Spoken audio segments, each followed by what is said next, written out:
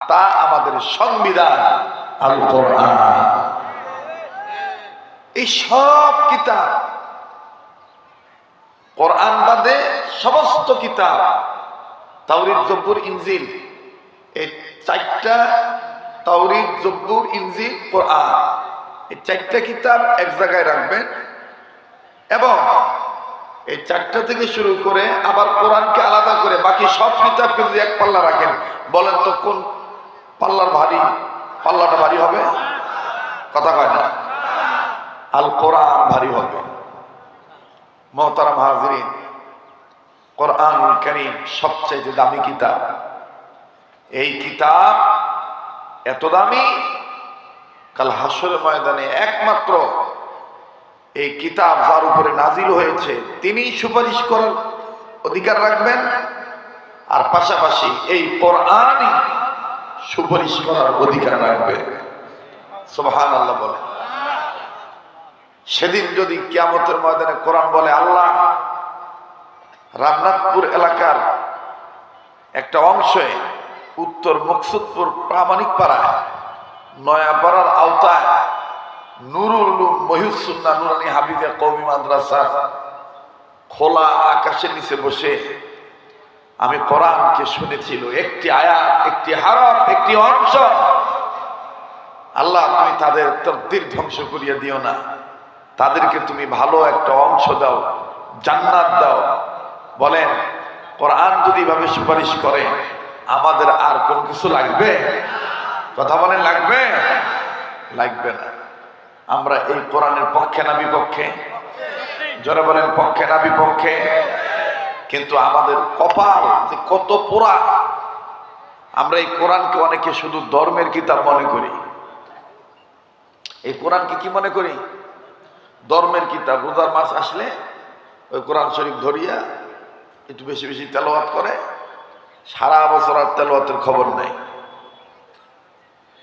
অথচ কোরআন এমন একটা কিতাব, যেই কিতাবে মাসের কথা আছে, দিনের কথা আছে, বছরের কথা আছে। এই কোরআনুল কারীমে এমন কোনো বিষয় নাই যে বিষয় এই কোরআনে দেওয়া নাই। কথা কোন ঠিক কিনা? তিবয়ানান লিকুল্লি শাই।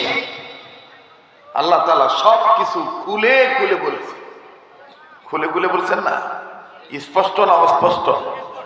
হ্যাঁ, তে এই কোরআন যে স্পষ্ট, তার রাজনীতির কথা কি কোরআনে অস্পষ্ট?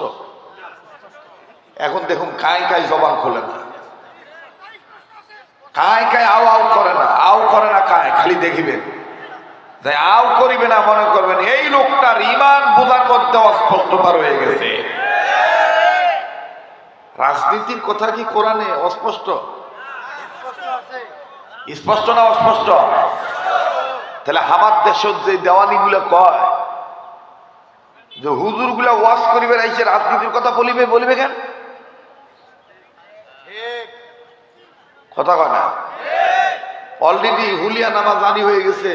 বিভিন্ন জেলা প্রশাসক ওনারা সিদ্ধান্ত নিয়েছেন, টিউনের মাধ্যমে, ওসির মাধ্যমে তাদের আওতায় যারা আছে, যেই হুজুর যে এলাকায় যারা রাজনীতির কথা বলবে ওমা গ্রেফতার করবে। অলরেডি এগুলো চলতেছে, কয়েক জায়গায় শুরু হয়ে গেছে। আপনারা হুজুররা রাজনীতি করতে আসছেন, আপনারা এখন ওয়াজ করবে এসছেন। আচ্ছা ভাই, রাজনীতি কি তাইলে ধর্মের থেকে, এই কোরআন থেকে কি আলাদা একটা অংশ নাকি? ওই রামনাথপুরের মতন নাকি? রামায়ণের মতো যে ওইটা একটা আলাদা সাবজেক্ট, ওটা যারা মানার ওটা খালি মন্ডল গ্রুপের লোকেরা করবে। এই টুপি মাথার দিয়ে যারা থাকে, দাড়ি যারা রাখে, মাদ্রাসা যারা পড়ে, ইমামতি যারা করে, জুম্মার ঘর যারা ভাই আইছে, ওমরা এগুলো করবে না। যা দেওয়ানি আছে আমরা যারা দাঁড়িয়ে মূর্তি আমরা করি। রংপুরি ভাষায় কয় না উয়া কোনটেকার। কথা কয় না? মন্ডল গ্রুপ খালি রাজনীতি করবে আর হুজুরা করবে না। কথা কয় না? প্যান্ট শার্টওয়ালারা খালি টিউনও হইবে, হুজুরা টিউনও হইবে না। কোটটাইওয়ালারা খালি কম্পিউটার চালাইবে, হুজুরা কম্পিউটার চালাবে না। এই ঘর থেকে, এই অন্ধকার ঘর থেকে বের হয়ে আসতে হবে। কানা মন মানসিকতা পরিহার করতে হবে। এই ধাঁধার যুগ থেকে বেরিয়ে আসতে হবে। এই বদ্ধ ঘর থেকে বেরিয়ে ঐক্যের ঝান্ডা হাতে নিয়ে যারা অনৈক্য তৈরি করতে চায় তাদেরকে চিহ্নিত করে খালের মরা কুত্তা মনে করে এক লাথি দিয়ে বঙ্গোপসাগরে ফেলে দিতে হবে। আমার কথা শোনেন, কথা বলতে দেন। খুব আফসোস লাগে, টুপি বান্ধবী দেখলেই মনে করে মানে এলা ফকিন্নি, এলা শিক্ষিত না। উয়া কত শিক্ষিত, তুই আয় আমার কাছে। ইংলিশত লাগবো না আরবিত লাগবো না, টাকা দিয়ে লাগি ভাই না। উয়ার 100 বিঘা জমি হয়েছে দোলা বাড়ি না। উয়া মনে করে যে মলবি একেবারে ফকিন্নি।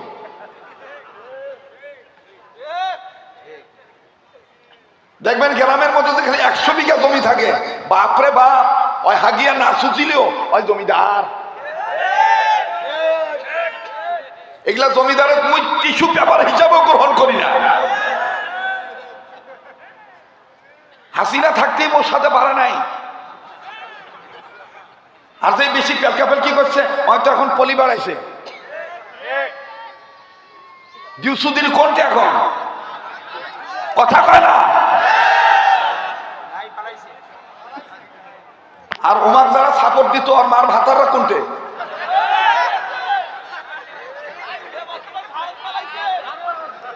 ওরা বলে দিত যে শরীয়তপুরি যেন বদরগঞ্জে না ঢুকতে পারে। বদরগঞ্জ তোর কোন মার ভাতারের রে? কথা কয় না, কথা বলেন।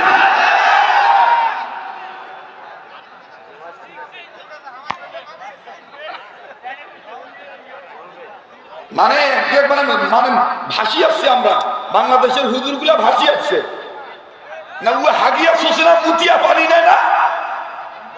সূরা ফাতিহা একবার ভালোভাবে পরিবার করে কুতকুতায় আমরা বীর হুজুরের ভুল ধরে। মাদ্রাসা দিয়ে কয় তোমরা তো মাদ্রাসা দিয়ে ব্যবসা করি খান। হুজুর স্পষ্ট করে যে লোক এই কথাগুলো বলবে, ওই লোক বলবে তোর টাকা না নাগে। তখন উত্তর দিবেন তোর টাকা নিয়ে মুতিও না। আল্লাহর ঘর আল্লাহ চালাইবে, আল্লাহর নবীর ঘর আল্লাহ চালাইবে।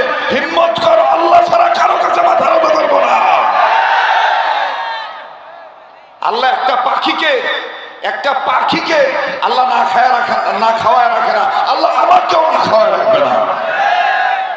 আর জন্মেছি যখন, মরতে আমার হবে, তবে মরণটা আমি শাহাদাতের মৌত কামনা করি।